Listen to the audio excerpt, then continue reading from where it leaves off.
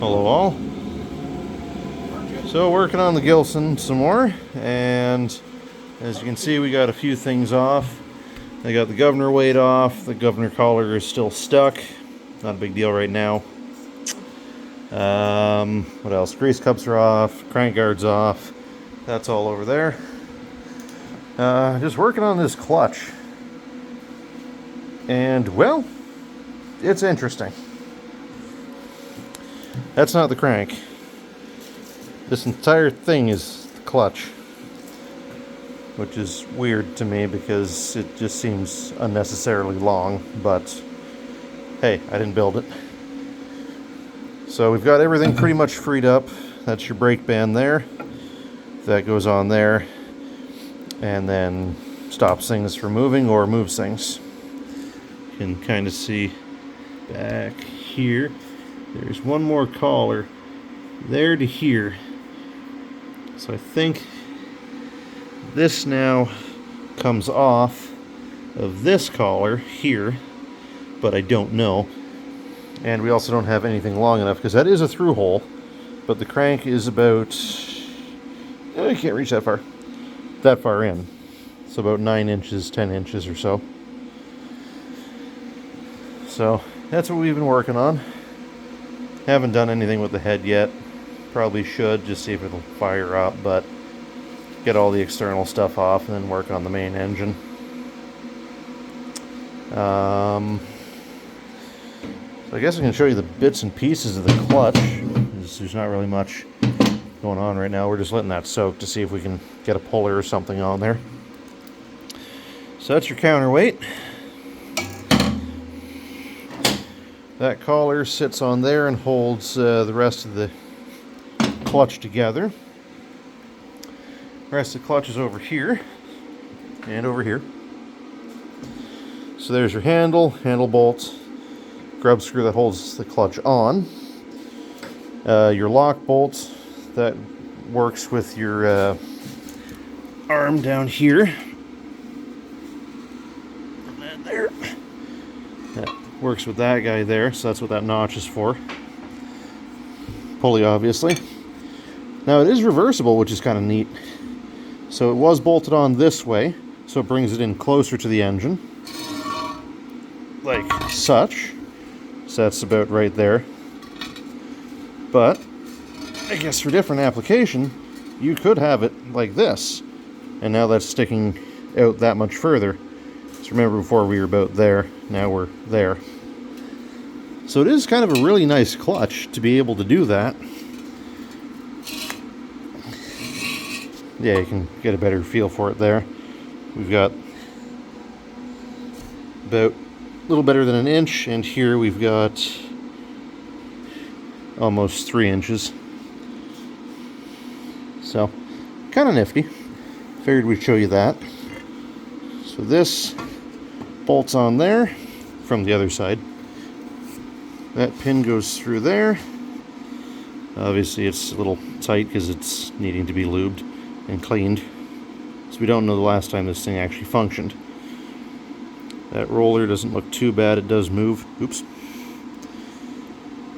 And then, yeah, that's where we're at so far.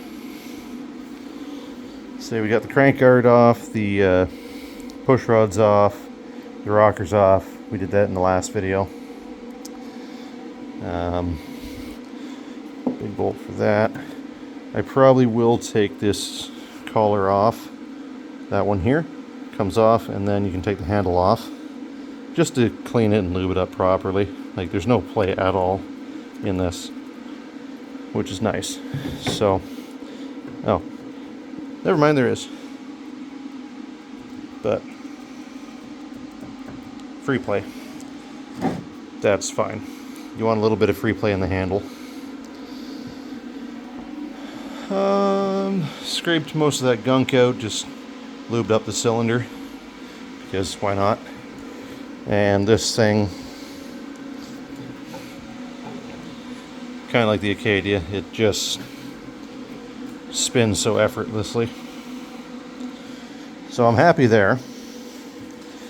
Bearings are good, and I think I mentioned In the last video, it looks like somebody had poured new Babbitt, at least on that side, but kind of see right down in there at the tip of my finger, that's pretty thick Babbitt in there. So it looks like this thing has been rebabbited, which is really nice.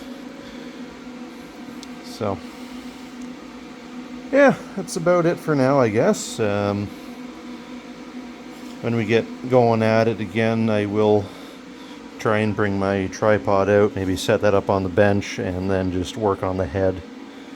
You know, free up the choke plate, take the choke plate, take that off, try and get the mixer off if I can.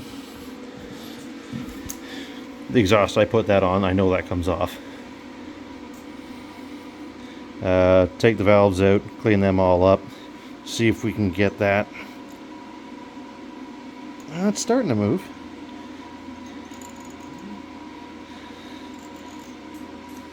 Letting it sit, and oh yeah, there it goes.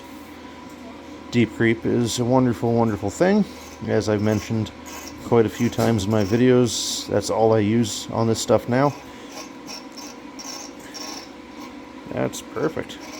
So I was stuck pretty good. Detent wire is slightly annoying, but it's on there, which is nice. It basically just prevents your needle valve from turning when you don't want it to.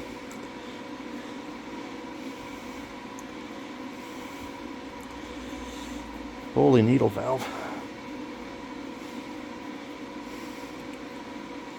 There. And that looks like the original one. And that might be brass. Or that's just something else on there. So we'll get that cleaned up and see what's under there. But doesn't look too bad. Other than being, oh, there's a bit of a groove there, but it's nothing horrible, so it should work. What are the odds that moves? Oh, wonderful.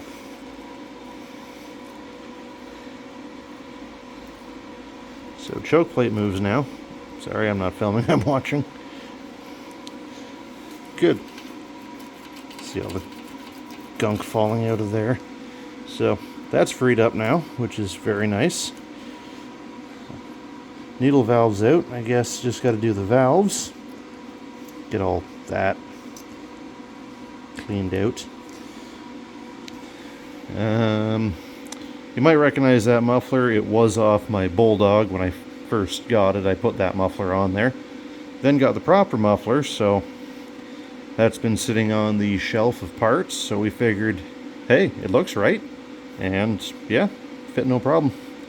And it looks like a decent size muffler on there. Not too big, not too small. So yeah. Guess that's it for now, though, because, so you say, I think I've said that actually already. But, yeah, I'll do a separate video on the head, getting that apart. Because, like I say, right now we're just working on this clutch. Don't really have to, but would like to take it apart. It's nice when they function properly, and it's not just to hope for the best, throw a belt on, and away you go. It's nice to have the control of put your belt on with it disengaged, and then engage your clutch. So, yeah. I think that'll do it for this video. And once we get this all apart, I will do I guess we could do a breakdown video on the clutch, have it like exploded view, not just pieces here, there, over there. And, yeah. Alright, guys.